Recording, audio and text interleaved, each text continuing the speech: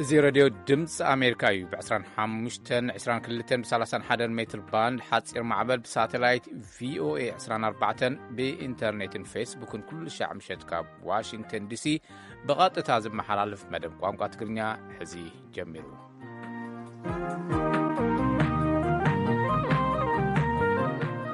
كما يغني خبز خبركم سمعتي لما عنتي 13 نحاسة 2011 عام تمرت وي 19 نحاسة 2019 نيو ستانا قدكم قبل مدهنية زينا بمقدام أب أواسنتي وردتات كل التقراين عفارن حسرة زناب كم زقات مزقل أبصاب كنسعبنا سرع مدب ساينسين تكنولوجي نون ناب أسمران مقالن كوسلنا يون خلوم ساناس ونحفة لما قن زينا حيزرلو تولو اللي قبل اليوم.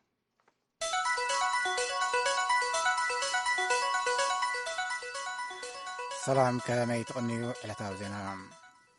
أب كل الأمحرة معراب غندر كتما متما عزازي سراويت مكلخال زي فلطوت أي 90 ناب سودان كسجراز فتنا نبرت سراويت مكلخال ينستبهلا حمشت نايس عنا تشكركرتي أب تحت قصص البوليس آتين مرمرة يقبر لن مهلاو ناي كل الأمحرة فولي حيل عزازي معراب غندر برجد عزازي كولونيل سولومون أشاغري أفليتون እተን መበገሲአን ኮነ መብፅሒአን ኣበይ ምዃኑ ዛጊድ ዘይተፈልጣ ሓሙሽተ ምስተሰሓብተን ተሽከርከርቲ ዶብ መተማ ዮሃንስ ቅድሚ ምስጋረን ብመንእስያት እቲ ከባቢ መንገዲ ተዓፅየን ደው ክብላ ከም ዝኸኣላ ተሓቢሩሎም። ኣብቲ ከባቢ ናይ ዝርከብ ሰራዊት ምክልኻል ኣዛዚ ብርጌት ኮሎኔል ሸዋገኝ ኣብ ብጤ ዝኾነ ዶብ ዝሰግር ናይ ምክልኻል ይኹን ናይ ካልእ መኪና ምንቅስቓስ ሓበሬታ أقدموا خمس بصحهم بمجلس حجي بزعبة آيتي حزن كسجرا استتحزز تبهلا حموش تناي سعنا تشكر كرتجن سفلت أنا جر كم زي اللي أفريت اللهم تقداي ببوليسين بمكلا خالن كمون عبد خبابي بزلو نايس التحايلي مرمر مهلاون كلت يوم عززتي حبي رمالهم بشنخ معراب إثيوبيا زركبا 4 كلات إثيوبيا أب كتما أسوسا ناي سلامن لمعاتن زتي كايدا خمزلو تقليسون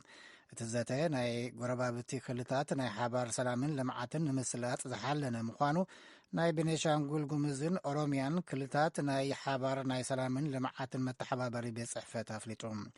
أبتميت التساتفو ويتساتفا زلوا خلطات بنيشانقول أوروميا دبوبن أم حران كخونا خلوا بزعبا تاريخ حابير كمنبار استفلاليو مصنعتاوي صحفات كامز قربون تحبير اللهم أب بحر دار كل الأمحرة أب كسي مزقب بريغادر جنرال تفرمان موزركبهم تطرطرتي عقاب حقي توسخين أي مرمرا جزي يدلين يلو يقباين بمحتاتو قبو أيكونن يلو حادناتي قداي كابز كتاتلو طبقاتها تخصصتين عقاب حقي بوغانو اتو قداي استحلال خسل زخونة توسخي مرمرا يدلين يبلالو العلواي بيت فردي بحر دار مستي زحلف السنة استفزم قتلت مرحتي كل الأمحرة بزتحاحازي وزرق زلو نايلومي وعلقو نزقصل نحاسي 10 شدشتا كل تشحن 10 حزن أكو أسرع إثيوبيا هيبو تفاني اللهم أب سوماليا داعش أب قربيت إثيوبيا دقفتي نمملمال بمحرنيا جهاداوي حبرتاتات كم زرق حفلتو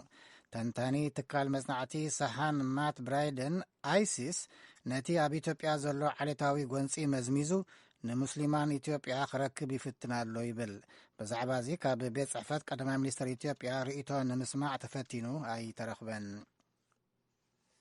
زدمس أمريكايون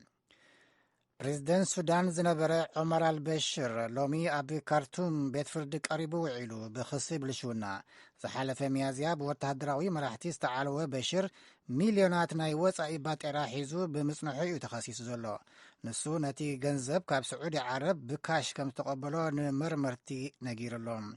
እቲ ወዲ 75 ዓመት በሽር ባህላዊ ጻዕዳ ክዳን ተኸዲኑ ብውሽጢ ዝተሓፅረ ቦታ ነቲ መስርሕ ፍርዲ ይከታተል ነይሩ። ዝሓለፈ ግንቦት እውን ብቐትለት ሰልፈኛታት ተኸሲሱ ነይሩ እዩ። ብአይሲሲ እውን ዝድለ ፕሬዚደንት ሱዳን ነበር ዑመር አልበሽር። ካብ ሱዳን ከይወፃና ክልተ ኣሰሓሕብቲ ወተሃደራዊ ሰበስልጣን ሱዳን ነታ ሃገር ንዝቕፅሉ 3 ናይ ስግግር ዓመታት መንግስቲ ንኽመርሑ ካብ ዝተመርፁ ገሊኦም ኮይኖም ኣለዉ። ወተሃደራዊ ገዛእቲ ሱዳንን ብሲቪላት ዝምርሑ ተቃወምትን ኣብቶም ዝቕፅሉ ሒደት መዓልታት መራሕቲ ናይ ምምራፅ ስራሖም ክዛዝሙ ትፅቢት ኣሎ። ብካልእ ዜና ፕሬዚደንት ዝነበሩ ዑመር አልበሽር ብክስታት ብልሽውና ናብ ቤት ፍርዲ ቀሪቡሎ። ኤሻ ሳራይ ካብ ካርቱም ዝለኣኸቶ ጸብጻብ ገብረ መድህን ከቕርበ እዩ። ሌተናል ጀነራል ሓምዳን ዳግሎን ሌተናል ጀነራል ዓብዱልፋታሕ አልቡርሃንን በቲ ተበቲኑ ዘሎ ወታደራዊ ቤት ምኽሪ መሰጋገሪ ኣብዛ ሓድሽ መንግስቲ ንሰራዊት ክውክሉ ተሓርዮም ኣለዉ። ክልቲኦም ጀነራላት ግን ኣብ ዝሓለፈ ሰነ ንልዕሊ 120 ተቃዋምቲ ሰልፈኛታት ኣብ ዝቐተለ መጥቃዕቲ ተሓተቲ ምዃኖም ብሰፊሑ ይእመን። ነባሪት ካርቱም ናዲር ዓሊን ብዙሓት ሱዳናውያንን ናብ ስልጣን ከይኮነስ ናብ ፍርዲ ክቐርቡ ኣለዎም ይብሉ። ብዙሓት ነገራት ዝፈጸሙ ወታደራዊ ቤት ምኽሪ እዩ ናብ ስምምዕ መጽኡ ዘሎ። ኣብ ልዕሊ ህዝቢ ሱዳን ብዙሕ ገበናት ፈጺሞም እዮም። ከም አልበሽር ናብ ቤት ፍርዲ ክቐርቡ ተኣሲሮም ፍርዶም ክረኽቡ ነይርዎም። ሓይልታት ነጻነትን ለውጥን ዝተባሃለ ተቃዋሚ 5 ኣባላት ወኪላት ናይ ዝጣየሽ መንግስቲ ኣየረጋገጸን። ኣሚና ዓብዶሚኖም 11 ኣባላት ናይ ዝሓዘለ ልኡላዊ ቤት ምኽሪ ዛጊድ ዕላዊ ዘይምዃኑ ከም ዝተደናገረት ትገልጽ። ዓብዱላህ መሐመድ ግን እቲ ውሳነ ህድእ ምባሉ ነገራት ኣጻርዮም እናኸዱ ምህላዎም ዝሕብር ስለ ዝኾነ ዝነኣድዩ ይብል። ሓደሽቲ መራሕቲ ሱዳን ስልጣን ንምሓዝ ምድላዋት ይገብሩ ኣብ ዘለውሉ እዋን ኣብ ዝሓለፈ ሚያዝያ ብወታደራት ካብ ስልጣኖም ዝተባረሩ ናይ ቀደም ፕሬዚዳንት ኦማር አልበሽር ብዙሕ ናይ ወፃኢ ገንዘብ ብምሓዝ ሓዊሱ ብክስታት ግዕዚና ቤት ፍርዲ ቀሪቦም ኣለዉ። መብዛሕትኦም ሱዳናውያን እቲ ከይዲ ብዙሕ ከም ዘይሰሓቦም ይገልጹ። እቲ ወታደራዊ መሰጋገሪ ንበሽር ናብ ቤት ፍርዲ ንምቕራብ ብዙሕ ግዜ ወሲዱሉ ትብል ዋላ በሽር ዝተባሃለት። በሽር ኣብ ናይ ዳርፉር ኩናት ፈጺሞሞ ዝተባሃለ ተግባር ዝሄግ ኣብ ዝርከብ ዓለምለኸ ቤት ፍርዲ ብክስታት ምጽናት ዘርኢ ዝድለዩ እዮም። ነፈርቲ ኩናት ሶርያ ንወታደራዊ ቃፍላይ ቱርኪ ደብዲበን እንተወሓደ ንሓንቲ ናብ ሶርያ ዝሰገረት ቃፍላይ ወቂዐን ሰባት እውን ተቐቲሎም ኣለዉ። ቱርኪ ነቲ ብሶርያ ዝተገብረ ስጉምቲ ብተሪር ብምኹናን ብውሕዱ 3 ሰላማውያን ሰባት ከም ዝተቐተሉ ኣፍሊጣ ኣላ። ሚኒስትሪ ወፃኢ ሶርያ እተን ቃፍላይ ቱርኪ ብዘይ ሕጊ ናብ ግዝኣተይ ሰጊረን ይብል። ቱርኪ ንዝተፈላለዩ ዕጡቓት ሶርያ ክድግፍ ከላ ሩስያ ብወገና ንመንግስቲ ሶርያ ብወግዒ ትድግፍ እያ። ኣብ መወዳእታ ሃገራዊ ጋንታ ኩዕሶ እግሪ ኢትዮጵያ ትሕቲ 15 ዓመት ሎሚ ኣብ ስታድየም ኣስመራ ምስ ደቡብ ሱዳን ኣብ ዘካየደቶ ግጥም 1-1 ተፈላለያ። ሃገራዊት ጋንታ ኢትዮጵያ ዝሓሸ ናይ ኩዕሶ ቁፅፅር እንተነበራ እኳ 1-0 ተመሪሓ ንዕረፍቲ ወፅያ። ድሕሪ ዕረፍቲ ግን ዝሓሸ ምንቅስቃስ ብምርኣይ ንዝረኸበታ ፍጹም ቅላዕ ተፃዋታይ ቁጥሪ 6 ናብ ጎል ብምቕያር 1-1 ተፈላለያ ኣላ። ብርሃነ በርሀ ተኸታቲልዎ ኣሎ።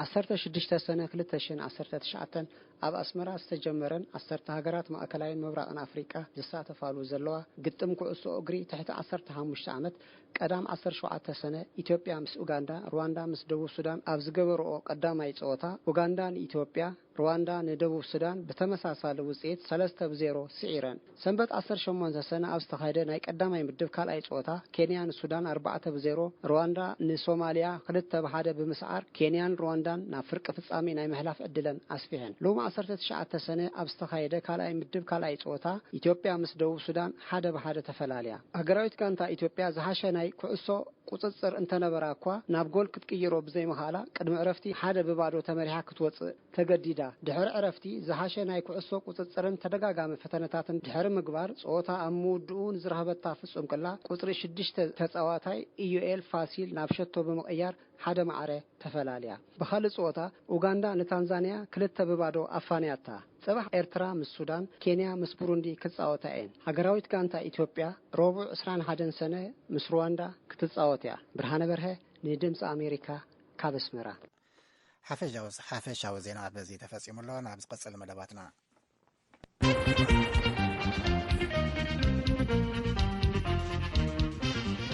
ነመስግን ተወለን ዜና እዚ ሬድዮ ድምፂ ኣሜሪካ እዩ። ናይ ሎማዓንቲ ጸብጻብ ክንሓልፍ ንክልላት ትግራይን ዓፋርን ኣብ ዘዋስና ወረዳታት ኣብዚ ክራማት ሕፅረት ዝናብ ከም ዘጋጠመ ቢሮ ሕርሻን ልምዓት ገጠርን እቲ ክልል ኣፍሊጡ ካብ ወረዳ ሕንጣሎ ወጅራት ገለ ሓረስቶት ንድምፂ ኣሜሪካ ከም ዝገለጽዎ ብምኽንያት እቲ ምቁራጽ ዝናብ ኣብ ምህርቶም ጉድኣት ክበጽሕ ከም ዝኽእል ከም ዝኽእል እዩ ቢሮ ሕርሻ ልምዓት ገጠር ትግራይ ሕፅረት ዝናብ ዝፈጥሮ ጽልዋ ንምንካይ ዘነበ ማይ ናብ ግራት ንክውዕል ሓረስቶት ናይ ምልዕዓል ስራሕቲ ይፍጸም ከም ዘሎ ገሊጹ ምልጌታ ጽባ ኣብ ወረዳ ሕንጣሎ ጅራት ጣብያ ዓዲ መስኖ ነባር ዝኾኑ ሓረስታይ ብርሃኑ ወልደ ስላሰ ኣብዚ ሕዚ እዋን ዘሎ ክራማት ኣብ ከባቢኦም ኣዝዩ ሕፅረት ዝናብ ከም ዘሎ እዮም ዝዛረቡ ንሓሺ ኣግባብ ክብሕት ጭዕቕ ውሉ ጸንሑ ሕዚ ሕማም ለለ ጣፍ ይኹን እኽሊ ይኹን ስንዳ ይኹን ሕማም መሸላ እዚ ኹርትም ወድዎኖ ቀቂብለና ዳይ ማኖ ዘናውዳይኖ ዘናውዳዊና እንድሕር ዝናብ መፅማ እንድሕር ዓቅብ ከመጨለ በኾንሎ ረሓብ ገንዘብ ረሓብ ሰብ ይሽሉ ጣዕሚ ሽግርኒ እናለ ደርቅማ ስሉ ገለባ ይብሉ ሓሰራ ይብሉ እኽሊ ይብሉ ግዛዕ ይብሉ ሽና ይቀይለና ኣብታ ወረዳ ጣብያ መሳኑ ነባር ዝኾኑ ሓረስታይ ወለ ዮሃንስ አብርሃብ ወገኖም ኣብ ከባቢኦም ፈለማ ዝሓሸ ዝናብ ከም ዝነበረ ገሊጾም ኣብ ዝሓዝ እዋን ግና እቲ ዝናብ እናተቆራረጸ ብምዃኑ ኣብ ቀረባ እዋን ንዝተዘርኡ ዝራእቲ ጉድኣት ከየብፅሐሉ ዘለዎም ስግኣት ይገልጹ ዝናብ ዝቐደሞ ይልሕሸ እዩ ኣብ ዝናኸ ዘብዛ ሰሙን እዚኣ ውሽጢ ግን ቁሩብ ማይ ስእና ኣለና ልዘንጣፋት ቁሩብ የንደይረኻ እምበ ኣብቲ ዝራእትና ግን ብጣዕሚ ዝበለፀየና ቁኑዕ እዩ ነይሩ ኣብ ዘና ሽምብራይና እንጓያ ኸዚ ልመድፈን ግን ኸዚና ስእና ኣለለና ናይ መሬት ግድባት ገለ ምናምን ላይ የቋረፅና ማይ ልምእላይ ለኣለና ላብ ወርህ ጥቀም ለና ኣብ ትግራይ ምስ ክልል ዓፋር ኣብ ዝዳዋባ ወረዳታት ሕፅረት ዝናብ ከም ዘጋጠመን እዩ ኣብ ቢሮ ሕርሻን ልምዓት ገጠርን ክልል ትግራይ ዳይሬክቶሬት ልምዓት ዝራእትን ምምሕያሽ ልሙዕነት ሓመድን ኣይተ ሰሎሞን ገብረስላሴ ተዛሪቦም ዝናብ ኩነታት ምቁራፅ ዝስራኤሉ ኩነታት እዩ ነይሩ ማለት እዩ ናይ ጀምጅመር ባህሪ እውን ነይሩ እዩ እዚ እውን ካብ ሰነ ሙሉእ ጀሚሩ ኣብ ብፍላይ ምስ ምብራቃዊ ዞባ ደቡብ ምብራቅ ተወሰኑ ወረዳት ከምኡ እውን ኣብ ናይ ዞባ ደቡብ እውን ኣብ ናይ ራያ ዓዘ ካብታትን እዚኣቶም ናይ ዝናብ ኩነታት ብጣዕሚ ጸገም ዝነበሩ እዩ ወላ ተሪእና እውን ኣብ ሰነ 23-25 ካብ ጥራሕቲ ዝናብ ዝነበረሉ ኩነታት ነይሩ ዘካብታት እዚ ቀፂሉ እውን ኣብ ሓምለ ወርሒ እውን ዳርጋ ክሳብ ዕለት 25 ካብታት ዝነበረ ናይ ምቁራጽ ባህሪ ነይሩ እዩ ዘይምህላው ነይሩ ማለት እዩ ስለዚ እዚ ሓደ ዓብይ ተጽዕኖ ፈጢሩ እዩ ኣብቲ ካልእ ግን ተሪእናዮ ኣብ ካብ ማእኸላይ ዞባ ሰሜን ምዕራብ ግን ዝሓሸ እዩ ነይሩ እቲ ኩነታት ወላ ናይ ዝመራ ዝራእቲ እውን ብዝሓሸ መልክዑ ዝኸደሉን በቲ ስርዓት ናይቲ ተኣሽሙ ዝኸደሉ ኩነታት እዩ ነይሩ ማለት እዩ ስለዚ ኣብዚኣቶም ግን ኣብ ዝተወሰነ ወረዳት ናይ ዝናብ ሕፅረት ተራእየሉ ነይሩ እዩ ከም ግሎም ካዳ ዝኣመሰሉ ኣፅቢ ወንበርታ ፃዕዳ እምባ ተወሰነ ክፋላት ጣዕታት እውን ናይ እንደርታ ናይ ሕንጣሎ ዋጀራት እውን ካብ ደቡብ ምብራቅ ዝነበረ ከምኡውን ናይ ራያ ዓዘ ካብታት እዚኣተን ናብ መፋሰል ናብ ናይ ሓጓፍ ሽንጥሮ ዘለዎ እዚ ብጣዕሚ ናይ ዝናብ ኩነታት ኣይነበሮን ድሓር ግን ካብ ዕለት 25 ዝወቃሉ ኩነታት ነይሩ ጅማሮ ግን ድሓር ዝሓሸ ዝነበረሉ ድማ ኣብ ሓምለ 29 ጀሚሩ ግን ዝሓሸ ዝናብ ወቂዑ ናብ ምዝራእ ዝኸድናሉ ኩነታት ኣሎ እዩ ማለት እዩ ዝናብ ደንጊው ኣብ ዝጀመረሎም ከባቢታት ብተወሳኺ ድማ ምቁራጽ ዝናብ ኣብ ዘለዎም ከባቢታት መሰረት ትልሚ ክዝርኡ ተሓሲቦም ዝነበሩ ዓይነታት ዝራእቲ ከም ዝተቀይሩ እዮም ገሊጾም ብቕልጡፍ ክበጽሑ ዝኽእሉ ዝራእቲ ድማ ኣብቶም ከባቢታት ተዘሪኦም ኢሎም እቲ ናይ ዘርኡ ኩነታት ቀይርዎ እዩ ቀይሩና እዩ ብፍላይ መሸላት ዘርኡ ካብታት እቲ ናይ መሸላ ዝራእቲ ወቅቱ ሓሊፍዎ ናብ ናይ ጣፍ ዝተቀይረሉ ኩነታት ኣሎ ናይ ስርናይ ዝነበረ ናብ ስገም ናብ ዕታርን ግዛዕ ዝተቀይረሉ ኩነታት እዩ ዘሎ ማለት እዩ ስለዚ በዚ መንፅር እዚ እቲ ምድላው ዝገበርናሉ ናይ ከባቢ ዘርኢ ዝሓሸ ቀልጢፉ ዝበፅሑን ከምኡውን ናይ ምርፅ ዘርኢ ዓሌታትን እዚ ናይ ምቕራብ ኩነታት እዩ ነይሩ ማለት እዩ ብፍላይ ኣብ ናይ ጣፍ ቦሴት ዝበሃል ነይሩና እዚያት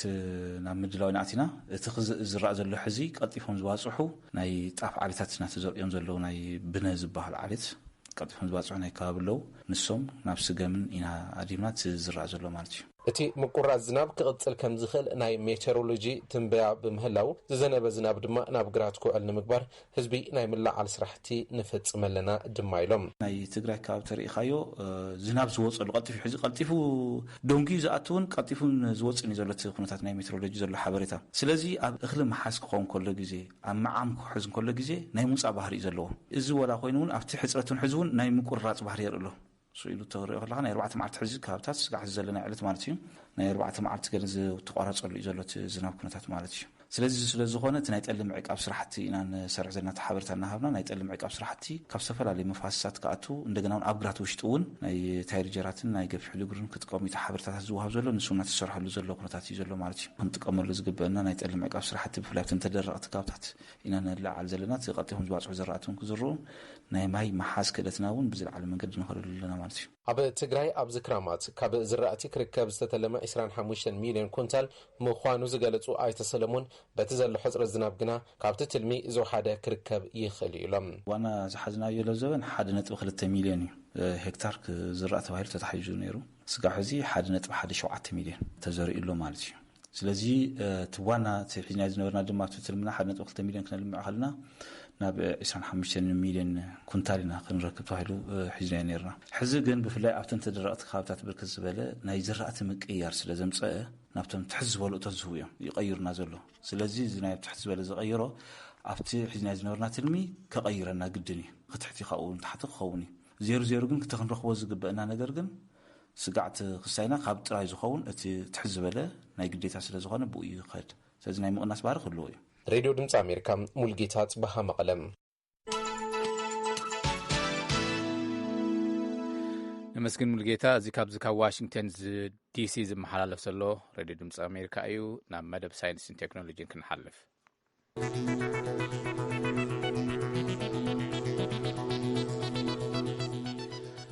ኣብ ናይ ሎማዓንቲ መደብ ሳይንስን ቴክኖሎጂን ካብ ኣስመራን መቐለን ዝበፅሑና ትሕዝቶታት ኢና ክነቕርበልኩም ፈለማ ካብ ኣስመራ ክንጅምር ብ5 ኤርትራውያን መንእሰያት ዝተመስረተን ኣብ ኣፍሪካ ኣብ መዳይ ሞያን ትምህርትን እጃሙውን ከበርክት ዝሕልንን ፕሮጀክት ኣብ ኣስመራ ስርሑ ከም ዝጀመረ ተገሊጹ እቲ ራእይ ኣፍሪካውያን ኣብ ምዕባለ ስፖርትን ትምህርትን ዝብል ፕሮጀክት ኣፍሪካውያን ብቋንቋኦም ሞዮኦምን ትምህርቶምን ፍልጠት ንኽደልቡ ዝሕግዝ ስራሕ ይሰርሑ ምህላው መስረቲ ናይቲ ፕሮጀክት ንቪኤ ሓቢሮም እቲ ፕሮጀክት ተጠቃምነቱን ሸፈንኡን ንምስፋሕ ኣብ ኣስመራ ኣብ ኣዲስ ኣበባ ኣብ ኡጋንዳን ኬንያን ቤት ጽሕፈት ከፊቱ ከም ዘሎን ኣገልግሎቱ ንምጅማር ተዳልዩ ከም ዘሎን መስረቲ ናይቲ ፕሮጀክት ወስኸም ገሊጾም ኣለዉ ብርሃነ በርሀ ነቶም መናእሰይ ዝራሪቦም ኣሎ ዮናታን ኤፍሬም ዮርዳኖስ ገብረ ህይወት መድሃኔ ግርማይ ኢሳያስ ኤፍሬም ከምኡውን ሳሙኤል መላእከ ዝተባሃሉ ኤርትራውያን መንእሰያት ኣብ ኣፍሪቃ ኣብ መዳይ ትምህርቲ እጃሞም ንምብርካት ብምሕላን ኣፍሪካን ቪዥን ስፖርት ኤንድ ኤዱኬሽን ዴቨሎፕመንት ወይ ራእይ ኣፍሪቃውያን ኣብ ምዕባለ ስፖርትን ትምህርትን ዝተባሃለ ትካል መስሪቶም ትምህርቲ ንባህጊ ፍልጠት ብዝብል ኣርእስቲ ሰባት ብቋንቋኦም ሞያውን ትምህርታውን ፍልጠት ንኽረኽቡ ዝሕግዝ ስራሕ ይሰርሑ ከም ዘለዉ ኣባል ናይታ ትካል መንእሰይ ዮናታን ኤፍሬም ንቪኦኤ ተዛሪቡ ራእይና ኣብ ኣፍሪካ ኣብ ትምህርትን ኣብ ስፖርትን እጃምና ንምብርካት እዩ እቲ ፕሮጀክት ተሰርሐ ድማ ትምህርቲ ንባህጊ ፍልጠት ብዝብል ኣርእስቲ እዩ ከም ኣርእስቲ መግለጽያ ከም ተርእካ ትምህርቲ ንባህጊ ፍልጠት ነቲዮም ፍልጠት ዝደልዩ ሰባት ኣብ ትምህርቲ ንምቕራብ ማለት እዩ ነዚ ድማ ቀንዲ ተበጊስናሉ ዘለና ዕላማ ነቲ ፍልጠት ሰብ ኢፌክቲቭሊ ንክርድኦ እንድህር ኮይኑ በቲ ዝመልኮ ቋንቋ ክኸውን ኣለዎ ስለዝበልና ሰብ በብቲ ዝመልኮ ቋንቋ ዝተፈላለዩ ዓይነት ትምህርትታት ምቕራብ እዩ ካብቲ ዘቕረብናዮ ትምህርትታት ድማ ካብ አካዳሚክ ጀሚሩ ዝተፈላለዩ ናይ ሞያውን ኮርስ ዝኾነ ናይ ቢዝነስ ኮርስ ናይ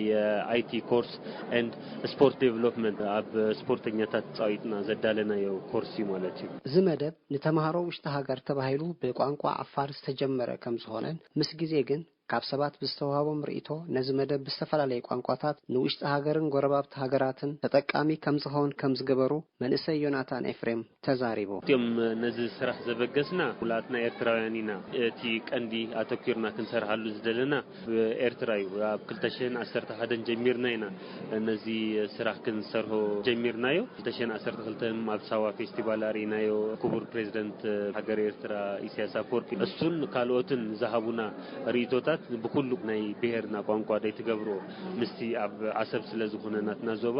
ብቋንቋ አፋር ምስ ጀመርናዮ እቲ ስራሕ ምስ ሰርሐናዮ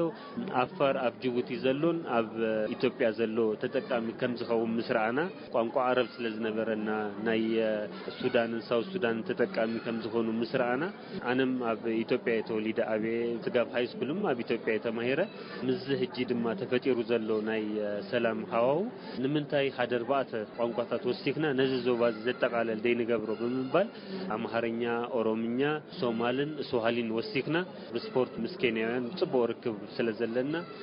ስዋሂሊ ድማ ኣብ ኬንያ ኣብ ኡጋንዳ ሩዋንዳ ታንዛንያ ብሰፊ ዝረብ ስለዝኾነ ሪፈር ጌርና ኢና ኣብ ብሶማልም ዝተደለ ትምህርቲ ከህሉ ኢልና ምስራና የለን ኣብ ስዋሂሊም ከምኡ የለን ስለዚ ነዚ ሃጓፍ ክንመልእ ብምባል ነዚን ሃገራት ከጠቃልል ዝኽእል ሓንቲ ደይ ንገብር ኢልና ዋላ እታ ናይ ካምፓኒና ሽምም አፍሪካን ቪዥን ክንገብረላ ኮለና እሱዩ ዞባ ጀሚርና ንአፍሪካ በትምህርቲ ነብሳኺ ኢላ ኔክስት ጀነሬሽን ናይ አፍሪካውያን ብሩህ ንምግባር እዩ እታ ፕሮጀክት ሰርሂናያ ማለት እዚ ፕሮጀክት ተማሃሮ በትዝርድኦምን ዝመልክዎምን ቋንቋ ናይ ኮምፒውተርን ካልእ ፍልጠትን ቀሲሞም ካብ ብናእሽቶም አቅሞምን ድሌቶምን ንኸላልዩ ከም ዝሕግዝ ዮናታን ኤፍሬም ተዛሪቦ እጂ ንኣብነት እንደህር ወሲድና ኣብ ኤሌመንታሪ ስኩል ብዛዕባ ናይ ኮምፒውተር ትምህርቲ ክመሃሩ ንደቅን ኣይክእሉን ምክንያቱም እንግሊሽ ወይ ተወሳኺ ኢንተርናሽናል ላንጉዌጅ ስጋብ ዝፈልጡ ኢና ንጽበዩ ነዚ ግን ቀሪፍና የለና በቲ ዝርድኦም ቋንቋ እጂ ምሳሌ ኣብ ኤርትራ ብአፋር ብትግርኛ ብዓረብ አዳሊና ኣለና ናይ ኮምፒውተር ትምህርቲ ካብቲ ቤዚክ ዝበሃል ኣብ ኤሌመንታሪ ደረጃ ዘሎ ስጋብቲ አድቫንስድ ኮሌጅን ሞያ ሂዞም ዘወጽሉ ትምህርቲና ዳሊና ዘለና ስለዚ ነቲ ትምህርቲ ካብ ኤሌመንታሪ ጀሚሩ ኤርሊ ኤጅ ነቲ ፍልጠት ክረኽብዎም ኣብ መወዳእታ ድማ እቲ ናቶም ፊልድ ኣለልዮም ናቶም ፖቴንሻል ኣው ምዃኑ ካብ ኤሌመንታሪ ኤጅ ኣለልዮም ስጋብቲ አድቫንስድ ኮርስ በቲ ዝርድኦም ቋንቋ በቲ ዝመልክዎ ቋንቋ ንኽረኽቡ ዘኽእሎም ዝሰርሐናዮ ፕሮጀክት ማለት እዩ እዚ ትምህርቲ ንባሃግ ፍልጠት ብዝብል ዓብ ራእይ ዝተዳለወ ሓገዝ ናይ መምሃሪ መደብ ንወለድን ተማሃሮን ዘቀራርብን ዝተፈላለዩ አካላዊ ስንክልና ንዘለዎም ሰባት ኣብ ግምት ዘእተወ ስራሕን ብምዃኑ ብልጫታት ከም ዘለዎ ዮናታን ኤፍሬም ተዛሪቦ እዚ ኣብ ምጥፋ ኣብ ትህስቶ እንደህሪና ኣብ ጁኒየርም መብዛሕቱ ናይ ኤሌመንታሪ ዝተማሃርካይ በእንግሊሽ ተቀይሩ ይዝማር ነዚ ንባዕሉ ንምፍዋስ ቱቶሪያል ክላስ ዝወስድሉ እቲዮም ተማሃሮ ኣብ ዝደለይዎ ሰዓት ኣብ ዝደለይዎ ኣብ ዝመረጽዎ ቦታ መብዛሕቶም ወለዶም ድማ ዋላ ዘይተማሃሩ እንደህር ኮይኑ በቲ ዝመልክዎ ቋንቋ ስለ ዝኾነ እቲ ትምህርቲ ወላዲ ከማን ምስ ደቁ ኮይኑ ነቲ ትምህርቲ እንዳቀሰመ ነቲ ወዱ ተማሂሩ አጽኒዩ ኣደየጽነን ከቆጻጸሩ ደቆም ድማ ኣብዚ ሰዓት እዚ ከም ንፈልጦ ኩሉ ሰብ ሞባይል ታብሌት ኣብ ገገዙ ኣትይሎ እንታይ ይጥቀማሉ እንታይ ይሰርሓሉ ተወላዲ ምክትታል ጸገማሉ ኣብዚ ሕጂ በዚ ንሕና ዝሰርሐናዮ ግን ውሉድን ወላድን ኣብ ትምህርቲ ናይ ምክትታል ኣብ መንጎም ዘሎ ሪሌሽንም ብጣዕሚ የጠንክሮ ማለት እዩ ብሓደ ቋንቋ ክዛረቡ ብሓደ ፍልጠት ረዳዱ ይኽእሉ ማለት እዩ እዚ ድማ ትቀንድ ብልጫ እዩ ኣብዚ ከም ትሪኦ ዘለኻ ድማ አውዲዮ ቪዲዮ እዩ ተዳልዩ ዘሎ ነቲኦም ክሪኡ ዘይክእሉን ክሰምዑ ዘይክእሉን ኣብ ግምት ዘእተው እዩ እቲ ቪዲዮ ስለ ዘሎ ነቲኦም ክሪኡ ዘይክእሉ ንባዕሉ ብዛዕባ እቲ ትምህርቲ ኮንሰፕት ንክሕዙ ኣብ ሓገዝ ይሕግዞም እዩ ነቲኦም ምስማዕ ዘይክእሉ ድማ እቲ አውዲዮ ስለ ዘለዎ ብዛዕባ እቲ ትምህርቲ ብቀሊሉ ሪፈር ንክገብሩ ንክፈልጡ ይሕግዞም እዩ እዚ ትካል እዚ ንቋንቋታት ዓቢ ቆላሕታ ብምሃብ ሰባት ብቋንቋኦም ዝተዳለወ ካልእ ዓይነት ቋንቋ ንክመሃሩ ተሓሲቡ ዝተዳለወ ከም ዝኾነ ዮናታን ኤፍሬም ወሲኹ ተዛሪቡ እጂ ከም ንፈልጦ ብእንግሊሽ ትምህርቲ ዘሎ ወይ ነቲ እንግሊሽ ቋንቋ ወይ ናይ ካልእ ዓድታት ቋንቋ ጓሲናዮ ከይኮነ ኣገዳስነቱም ስለተረዳእና ንኣብነት ኣብ ኤርትራ ዘሎ 9 ብሄራት ኣለው ናይ ኩሎም መረዳድእ ዝኸውን ቋንቋ ብትግርኛ ሜድያ ጌርና ብትግርኛ ጌርና ቋንቋ ኩናማ ከመይ ጌርካ ከም ትፈልጥ ቋንቋ ትግረ ከመይ ጌርካ ከም ትፈልጥ ኣብቲ ዞባ ድማ ክነክፎ ኮለና ትግርኛ ተዛረብቲ ኣምሃርኛ ከመይ ከም ዝፈልጡ ሶማል ከም ዝፈልጡ ስዋሂሊ ከም ዝፈልጡ ጌርና ኣለና እቲ ኢንተርናሽናል ቋንቋ ብትግርኛ ጌርና ቋንቋ እንግሊሽ ኣሎ ብትግርኛ ጌርና ቋንቋ ቻይና በዛ ኣብዚ ሕጂ ሰዓት ናይ ቻይና ጽልዋታት ዓብ ስለ ዝኾነ ቋንቋ ቻይና ማዳሊና ኣለና ዝተፈላለዩ ቋንቋ አዳሊና ኣለና ማለት እዩ እዚ ፕሮጀክት በስንክልናን ካልእ ጸገማትን ኣብ ትምህርቲ ክሳተፉ ዘይጸንሑ ዜጋታት ኣብ ዘለውዎ ቦታ ኮይኖም ሞያውን አካዳሚያውን ፍልጠት ንኽቀስሙ ዕድል ዝፈጥረሎም ከም ዝኾነ መንእሰይ ዮናታን አብሪሆ እዛ ራእይ አፍሪካውያን ኣብ ምዕባል ስፖርትን ትምህርትን ዝተባሃለት ትካል ጀሚራቶ ዘላ ስራሕ ሰፊሕን ዓቢ ባጀትን ዝሓትት ብምዃኑ ተሓጋገዝትን መወልትን ብምርካብ ተማሃሮ ወይ ዜጋታት ናይ ቀርኒ አፍሪካ ብዘይ ክፍሊት ተጠቀምቲ ንምግባር ተሰርሕ ከም ዘላ መንእሰይ ዮናታን ኤፍሬም ተዛሪቡ እንጅምሮ ኮለና ነቲዮም ህዋትና ደቅና ንመህጋስ ስለዝነበረ ንገንዘብልና ወይ ካብዚያ ረብሓ ክርከብልና አይኮንናን ጀሚርናዮ እዚ ስራሕ እዚ ከም ትሪኦ ዘለኻ በጣም ገፊህን ብዙህ ባጀት ዝሓትት ስራሕ እዩ ነዚ ስራሕ ኣብ ዕላሙ ንምብጻሕ ናይ ግድን እዩ ፋይናንሻል ዘድሊ ግን እቲ ፋይናንሻል ንህና ካብቲዮም ተጠቀምቲ ክመጽእ አይኮንናን ንጽበይ ዘለና ምክንያቱም ካብቲ ዝተሓተ ህብረተሰብና ኣብ ግምት ስለዘእተና እሱ ክበጽሕ ኣለዎ መጀመርያ ስለንብል ዘለና ንኣና መሻርክቲና ኣብዚ ሕጂ እዋን ንደሊ ዘለና ነዚ ፕሮግራም ዝከታተል ዘሎ ሰብ ብሙሉ ነዚ ፕሮጀክት ኡን ምግባር እጃምና ኩላትና እንደህር ኣበርኪትና እዚ ፕሮጀክት እዚ ኣብ ዝቀረበ እዋን ኩሉ ተጠቃሚ ብነጻ ክነብጽሖ ከም ንኽእል ድማ በዚ ጋጣሚ ገልጸልካ ደሊ ትካል አፍሪካን ቪዥን ስፖርት ኤንድ ኤጁኬሽን ተጠቃምነቱን ሸፈኑን ንምስፋህ ኣብ አስመራ አዲስ አበባ ኣብ ኡጋንዳን ኬንያን ቤት ጽሕፈት ከፊቱ ከም ዘሎን አገልግሎቱን ምጅማር ተዳልዩ ከም ዘሎን መንእሰይ ዮናታን ተዛሪቡ አባላት ትካል አፍሪካን ቪዥን ራእዮም ክሰምረሎም እምነ ብርሃነ በርሀ ንድምፂ አሜሪካ ካብ አስመራ ክንሓልፍና መቐለ መሳርሕትና ዓለም ፍሳ ኣብ ዩኒቨርሲቲ መቐለ MIT ኣብዛ ዓመት ብዝለዓለ ነጥሚን ዝተመረቑ ክልተ ተምሃሮ ኣዘራሪቡ ዝስዕብ ይኽሎ ተምሃራይ ብርሃነ መሃን ሰባ ገብረ መድህንን ኣብ ዩኒቨርሲቲ መቐለ MIT ዝለዓለ ነጥቢ ብምርካብ ዝተመረቑ እዮም ተምሃራይ ብርሃነ መሃ ኣብ ወረዳ ታሕታይ ማጫው ትምህርቲ ጀሚሩ ኣብ ውቕሮ መራይ 12 ክፍሊ ተማሂሩ ጽቡቕ ውጽኢት ብምርካብ ብ2007 ዓመተ ምህረት ናብ MIT ዝተጸንበረ ዕውት ተምሃራይ እዩ ኣብ MIT 5 ዓመት ድሕሪ ምጥናሕ ሎም ዓመት ብዝለዓለ ነጥቢ ተመሪቑ ኣሎ ምስ ብርሃነ ዝገበርና ወግዒ ይቕጽል MIT ብዝነበርኩ ጻንሒት ዝተፈላለዩ ፕሮግራማት ተሳቲፈ ነይረ ብ 2009 ፕሮጀክት ውድር ነይሩ ናይ MIT ናይ መቐለ ዩኒቨርሲቲ ውድር ብራይት አድያ ኮምፒቲሽን ዝበሃል ኣብኡ ሳልሳይ ሒዘ ተዓዊተ ናይ 5 ሻቅር ተሸሊመ ነይረ ማለት እዩ ኣብ ኖቨል ፔስሳይድ ሰርሕና ኖቨል ፔስሳይድ ወይ ደሞ ሓድሽ ዝኾነ ናይ ባዕልና ጸረ ባደ ሰርሕና ነይርና ማለት እዩ ስለ ሳልሳይ ወፂና ተዓዊትና እሱም ዝተዓወትና ዝተፈላለዩ ኦፖርቹኒቲታት መጽኦም ነይሮም ኢንጂነሪንግ ፎር ዲቨሎፒንግ ኮሚኒቲ ዝበሃል ንስለ ተዓዊተ ኣብ ናብ ቴክኒዮን እስራኤል ብሪሰርች ንኽመሃር ንኽልተ ሰሙን ከይደ ነይረ ማለት እዩ ቪዚቲንግ ስቱደንት ማለት ኣብ ቴክኒዮን ዝነበረ ንጻንሒት ብጣዕሚ ሓሪፍ ነይሩ እስራኤል ማለት እዩ ካብኡ ብምቕጻል ኣብ ተፈላለዩ ድሮፕ ኦፍ ዋተር ኣብ ዶት ኩን ይሳተፍ ነይረ ካብኡ ኣብ መጨረሻ ከዓ ከም አንደር ግራጁዌት ቴሲስ ሰራሕናዮ ኣብ ባዮጋዝ ሞዴሊንግ ኤንድ ፕሮዳክሽን ሲስተም ዝብል ማለት እዩ ባዮጋዝ ሞዴል ጌርካ አርቲፊሻል ለኾነ ሲሙሌሽን ወይ ቨርቹዋል ኤሪያ ክሪኤት ጌርካ ካብ ፉድ ዌስት ባዮጋዝ ወይ ክሊን ለኾነ ኤነርጂ ምፍጣር ማለት እዩ او زول فوكس جرنا صحيحنا نرنا فاينل بروجكتنا مالتي نسوتا ايو امبلمنت تغير بتاع حريف وصيتنا رخينا امبلمنت تغيرها برغت بزح عينت انرجي وما غلوت نركب نخلنا هو مالتي كلين يو انفايرمنت اي بكلن سوس بقليلو كفود ويست ناب بايوغاز انرجي نغيرو نخلنا فليدو بلا ነገር ካብዙ ኖርማል ተሰርሕ ይዘሎ ታዩ PID ኮንትሮል ዝባሃለሎ ዲዛይን ገርናል ያና ያዕና ማለትዩ እና ሲሙሌሽን ኔሮ አስፔን ፕላስ ዝባሃል አንድ ሞዴል ገርና ማትላብ ዝባሃል ሶፍትዌራት ማለትዩ ባዮጋዝ ሲስተም ሪተርን ወይ ግሉት ዘውጻኻዮ ወጪ ዝሞል ሰቅርሹ ካብ 5-7 ዓመት እዩ ናይና ግን 4.5 ኢና ረኽብናዮ በተካልኩሌሽን ሰራሕናዮ ማለት እዩ ሪቨኑ ልሞልሰሉ ማለት እዩ ሶ ዓብይ ፕላንት ኮይኑ ንሕርዳ ፈንድ ተገይርዎ ና ፕራክቲካል ቀየርካ ሓሪፍ ለኾነ ሶርስ ኦፍ ኢነርጂ ኾነና ይኽእል እዩ ማለት እዩ ብእብሪን ኣብ ናይ 5 ዓመት ጻንሒትካ መወዳእታ እንታይ ደረጃ ረኺብካ ኣዛዚምካ ትምህርቲ ንቕድሚት እንታይ ክትሓስብ ኣብ መጨረሻ ዛዘምኮ ካብ 4.394 ፖይንት ግራጁዌት ገይረ ጽቡቕ እዩ ብጣዕሚ ደስ በሃሊ እና ንወደፊት ከዓ ማስተር ብናኖ ቴክኖሎጂ ወይ ደሞ ኒውክሊየር ሪአክተር ቴክኖሎጂ ዝበሃል ብማስተር አጽንዐ ንትግራይ ዝጠቅም ነገር ከምጽ ኢለ ሓስብ ቀጢለ ዝረኸብኳ ተመራቂት ዝዓመት ተምሃሪት ሰባ ገብረ መድህን እያ ሰባ ኣብ ዓዲግራት ተወሊዳ ኣብ መቐለ ኣብ ዝተፈላለየ ኣብያተ ትምህርቲ ድሕሪ ምምሃር ኣብ SOS 12 ክፍሊ ተማሂራ ብልዑል ነጥቢ ናብ MIT ዘምርሐት ዕውት ተምሃሪት እያ ሰባ ዘረባ እንትጅምር ምስ MIT ዝነበረን ጻንሒት ብጣዕሚ ጽቡቕ ነይሩ ብደረጃ ትምህርቲ ጥራሕ ዘይኮነስ ብስነ እምሮ እውን ተቐሪጸ ዝወጻእ ኩሉ ጻንሒት ነይሩ ብፈጠራ ደረጃ ንሻውዓይን ሻምናይን ክፍሊ ንብሔራዊ ፈተና ዝሕግዝ መምሃሪ ሓገዝ ሰሪሕና ኢና ብዘይካዚ ክእለት ቋንቋ ህፃውንቲ ቆልዑ ንምሕጋዝ ዘኽእል ፈጠራ እውን ሰሪሕና ኢና ድሕሪ ምባል ናይ ባዕልካ ዓቕሚ መርሚርካ ምኻድ ኣብ ኩሉ ደረጃ ከም ዝኽእል ተማሂረሉ ካብኡ ብዛዕነት ምን ነይሩ እዚ ኩሉ ከዓ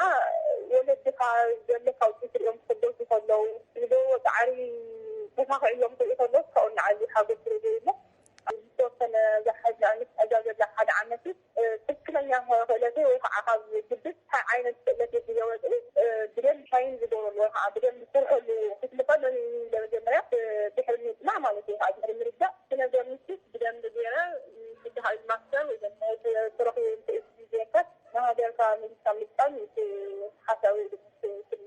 ንክልቲኦም ዝሃቡን ሓበሬታ ኣዝየ የመስግን መጻኤኦም ብሩኽ ኮይኑ ኣብ ዝለዓለ ብርኪ ክበጽሑ ተስፋ ይገብር። ንድምፂ ኣሜሪካ ሬድዮ ኣለም ፍስሓ ካብ መቐለ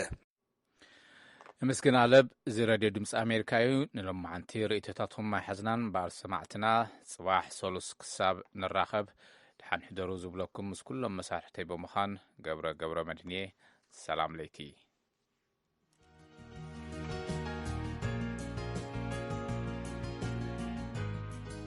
This program has come to you from the Voice of America, Washington.